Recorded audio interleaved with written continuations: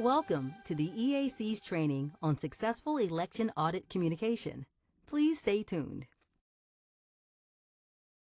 In this training, we'll talk about why it is important to communicate about audits, how to tailor your communication for different audiences, and tips for successful audit communication. Election audits are primarily a feedback loop election officials can use to check and improve their election processes. But audits can also serve as a powerful communication tool too, whether by educating voters about how the election is run or providing opportunities for the public to see election processes up close. Audits can demonstrate that you care about the quality of the election as much as voters do. That's one of the reasons communicating about your audits is so important. Here are some things to think about as you plan your audit communication. When election officials talk to the public, it's important to describe audits simply and accurately. Simply, so that voters understand what we're doing and why. And accurately, so that we don't accidentally misstate or overstate what the audit shows. Remember, audits can provide reasonable assurance about election processes and outcomes, but they're not intended to provide absolute certainty. Finding the right words to talk about audits can be challenging for a number of reasons. Voters often expect elections to be perfect. Even small fixable errors, completely normal in a process as complicated as running an election, can be hard to explain to voters. The word audit sometimes has a negative connotation. An audit can be seen as evidence of a problem, rather than something we do to avoid problems. Finally, the math or statistics driving an audit can be hard to explain. Statistical concepts aren't always intuitive, and the average voter may not be familiar with them. To overcome these challenges, you'll need to plan your communication carefully.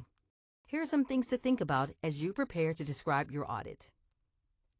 It can be helpful to tailor your communication to the audience you're talking to. For a general audience, stick to the basics. Avoid math and jargon, focusing instead on a high-level description of what you did, what you found, what it means, and why it matters. Depending on your audit, you might use words like, "This audit provides additional reassurance that our elections are trustworthy. Our elections reflect the will of the voters," or "Our process was correct and followed the law." For those who want more details, consider a fact sheet that can be handed out at in-person events and posted on your website with your audit results. This should include when the audit happened, who conducted the audit, the procedures or methods used, the size of the sample and how it was selected, and the results of the audit. When discussing your results, note whether you found anything out of the ordinary, the cause of any issues identified, if known, or the plan to follow up, and what you plan to do in response to any issues you identified. Remember, while the general public may be more interested in the high-level what and why of your audit, more detailed information should be easily available to those who want it. Here are some tips to help you communicate successfully. Highlight the fact that audits are routine. Voters need to know that election audits are a regular part of the election process, done after every election, and not a response to any particular concern. Describing audits as regular, routine, or standard can be helpful. You can also talk about audits as double checks, checks and balances, or quality control and/or quality assurance processes to help voters understand the role audits play in the election process. Put your audit in context. Audits rely on and complement other quality control processes throughout the election cycle. Emphasizing that audits are part of a larger system of checks and balances can help voters understand the big picture. It can give you an opportunity to talk about other election security measures too. Things like chain of custody or logic and accuracy testing, for example. Alongside these other measures, audits provide additional evidence that elections are trustworthy and secure. Use plain language and simple terms. Jargon and technical terms can be hard for the public to understand. For example, terms like confidence have statistical meanings that are different than how we might use them in our day-to-day lives. A word like risk can give the wrong impression, even when it's describing a risk-limiting audit.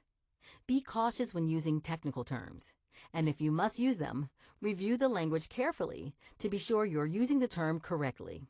Try to use plain language and simple explanations whenever you can.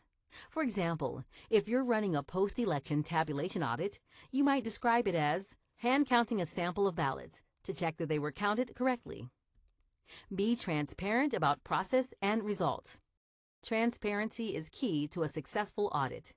Helping the public view and understand audits increases the transparency of election processes and can help the public trust the election outcome.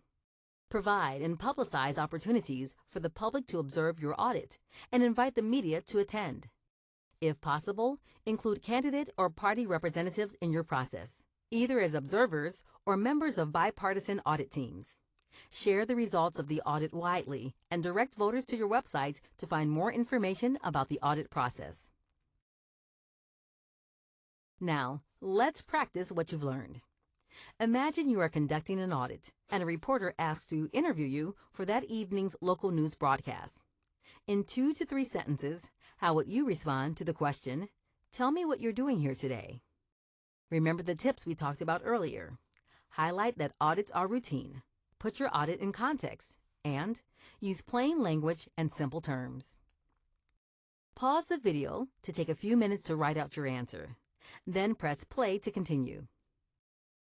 Did you describe your audit in general terms, suitable for a broad audience? Did your answer include terms like regular or routine? Did you highlight that audits are part of a larger system of checks and balances that happen throughout the election cycle? Did you include where to find more information on the results of the audit? Then your communications are right on track. This concludes our training on the basics of communicating about audits. For more resources about election audits and many other topics, bookmark the Election Assistance Commission's resource page. As always, thank you for your work in elections, and thank you for watching.